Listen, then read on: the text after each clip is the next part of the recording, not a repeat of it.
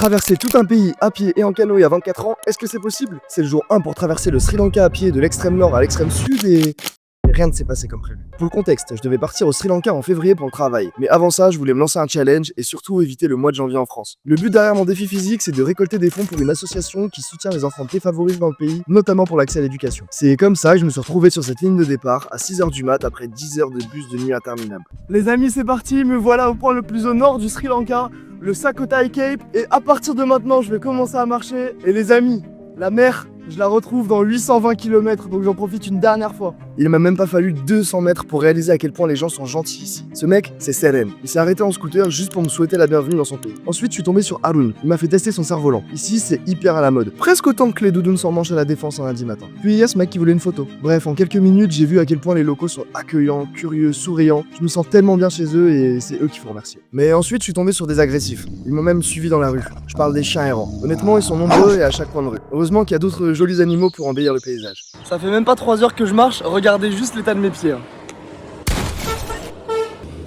Bon, sinon j'ai activé le mode claquette parce que voilà, là j'avais trop des cloques au niveau des pieds, c'était pas possible. Puis je suis arrivé à la partie difficile de la journée, traverser la mer en kayak. Mais au moment de partir pour traverser, j'ai réalisé que je devais demander aux locaux s'il y a des crocodiles. Les gars, je suis avec Sendolan.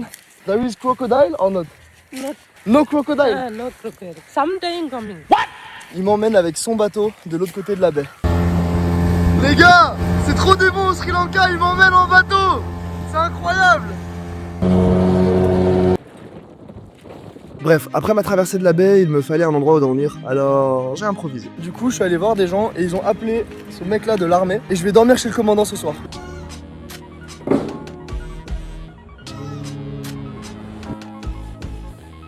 Les amis, j'ai oublié ma serviette à Colombo.